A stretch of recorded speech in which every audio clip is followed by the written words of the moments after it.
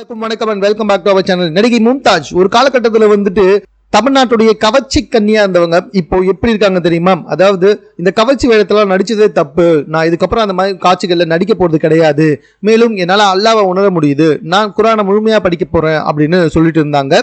So இப்போ வந்துட்டு அவங்க கிட்ட ஒரு கேள்வி கேட்கப்பட்டுச்சு சமீபத்தில் ஒரு இன்டர்வியூல. அதுக்கு என்ன பதில் சொல்லியிருக்காங்க அப்படின்னு சொல்லி பார்த்தீங்கன்னா, மேடம் நீங்க கல்யாணம் பண்ணிப்பீங்களா மாட்டீங்களா, அப்படி கல்யாணம் பண்ணிக்கிட்டீங்கன்னா உங்களுக்கு எந்த மாதிரி மாப்பிள்ளை வேணும் அப்படின்னு சொல்லி கேட்ட கேள்விக்கு தான் அவங்க இப்படி பதில் சொல்லியிருக்காங்க. அதாவது இவங்க வந்துட்டு ஒரு நோயாளியாம், ஒரு மனநோயாளியாம், இவங்கள மாதிரி வந்துட்டு ஒரு நல்லவங்களும் கிடையாதான், இவங்கள மாதிரி வந்துட்டு ரொம்ப கேவலமானவங்களும் யாருமே கிடையாதான்.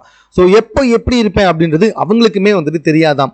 அதையும் மீறி நான் கல்யாணம் பண்ணிக்கிட்டா கண்டிப்பா ஒரு டாக்டர் தான் கல்யாணம் பண்ணிப்பேன் அப்படின்ற மாதிரி வந்துட்டு சொல்றாங்க. எதுக்காக இப்படி சொல்றாங்கன்னு தெரியல.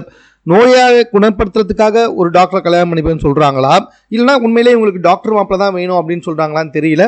பட் கேட்ட கேள்விக்கு இவங்க இப்படிதான் சொல்லியிருக்காங்க. இதை பார்த்த பல பேர் தான், என்ன மேடம் இப்படி உலகிட்டு இருக்கீங்க, கல்யாணம் பண்ணிக்க போறீங்களா இல்லையா, யார் மாப்பிள்ளையா வரும்னு நினைக்கிறீங்கன்னு கேட்டதுக்கு, ஒரு டாக்டர் தான் கல்யாணம் பண்ணிக்க போறேன் அப்படின்னு சொன்னா பரவாயில்ல, நான் ஒரு நோயாளி, நான் வந்துட்டு நல்லவளும் கிடையாது கெட்டவளும் கிடையாது, ஏன் இதெல்லாம் இப்படி போட்டு உழுப்பிட்டு இருக்கீங்க, ஒரு தெளிவா பதில் சொல்லியிருக்கலாமே அப்படின்ற மாதிரி வந்துட்டு பல பேர் அதுக்கு கமெண்ட் பண்ணியிருந்தாங்க.